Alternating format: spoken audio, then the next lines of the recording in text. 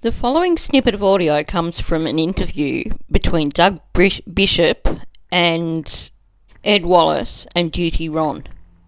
I was going to put it out as a YouTube short, but there's actually two important points in this audio. So I figured that instead of just putting it out as a short, that I'd play the audio and then point out the significance of what Doug says here. The area where you believe the boat, the vehicle went in, was there a steep drop off? Not really. No. It was gradual. For this reservoir, it was a standard shoreline there. Okay. Not like what you're seeing right there. It was a gradual drop off.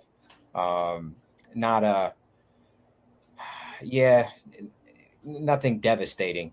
That would indicate a horrible accident. And the depth was confirmed at 14 feet. Yeah. So in our episode, depending on how you're scanning it and which direction you scan it from, it'll show multiple different depths. Right. But it's the bottom of the lake there, the reservoir, was about 14 feet. Right there, sometimes the vehicle was hitting at like 10 feet, but those are just different angles, different sizes of the vehicle, and so forth. So starting with Doug's description of the bank, it's not a steep drop-off. What does this mean in terms of Kiely's car? This goes back to what we've been discussing for quite some time now. It's not possible for the car to have just been accidentally driven into the water and ended up 50 feet out and underwater.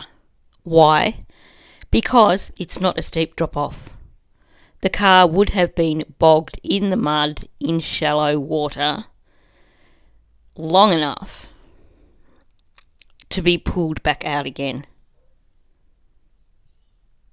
And once you're bogged, you don't float. The car could only have floated out that far with assistance. In my opinion, of course. But I think most of us now agree on that one thing. We've even had locals say it's impossible. So it's not a steep drop-off. It's not like she could have gone down some steep bank at speed and ended up out far enough in the water for her car to float a bit and then sink. That didn't happen. It was a gradual drop-off, meaning that even at speed, she would have got caught in the mud before the car had the chance to float. I should probably point out here that I do have experience in the past of four-wheel driving. So I do have some understanding of driving through mud. So a lot of what I'm saying here is based on my own personal experiences, but also based on what locals have said about the terrain where her car went in the water. The other thing that Doug mentioned, which I think is important to remind people of because it seems to be frequently overlooked, the car was in 14 feet of water at its deepest point. The shallowest point was 10 feet deep. The car itself was 5 foot high, meaning that on the day that the car was retrieved, the highest point was only 5 foot underwater. When the car first went in the reservoir, if we're presuming that it went in on the night of the party, then the deepest that spot would have been 8 foot. As in, the highest point of the car would have only been 8 foot underwater. Now, if you go over that in a boat with divers, and you have a diver who's close to 6 foot, and they jump in the water, they're almost going to land on that car. And we've seen the videos of divers who were in the water in that area. You can't tell me that a diver couldn't see a car, even if helicopters couldn't. That just doesn't make sense. And of course, people cling to the idea that, well, when the car first went in, it would have been 3 foot deeper. Like I said, yeah, that would make it 8 foot at the shallowest spot. It didn't drop 3 foot in the night prior to Adventures with Purpose arriving.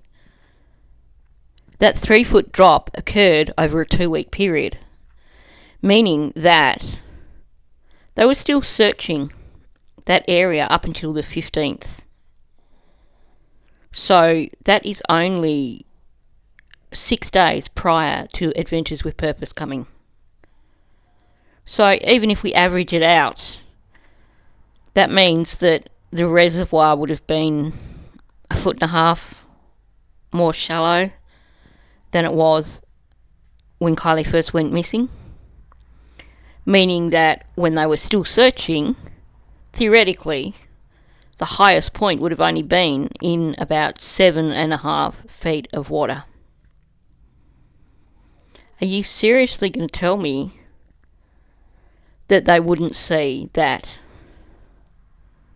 7.5 feet below them?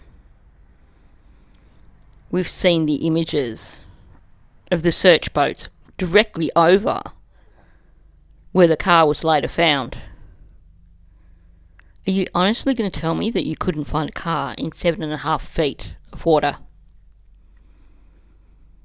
We can see enough of the shape of the car in this image from Adventures with Purpose to define the entire section, the entire vehicle. Meaning that even at 14 feet, in other words, 9 feet down, it was still visible. So, if we can see the full shape of the vehicle here, meaning that the lowest point, which was 9 foot down, was still visible, then when the vehicle first went in, if it went in directly after the party, it would have had to have been visible because the highest point was less than 9 feet. The highest point would have only been roughly 8 feet.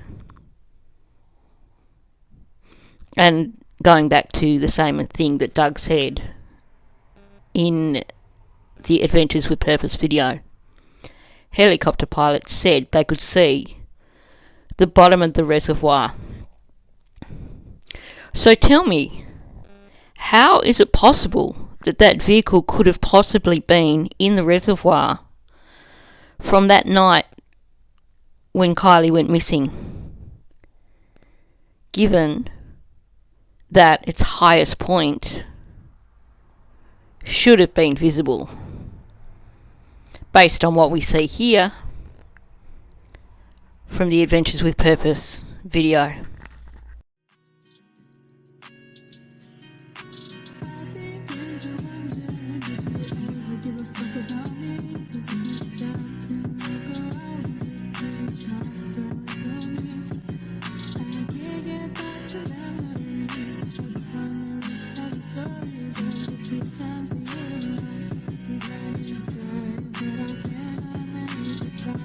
Keep it together.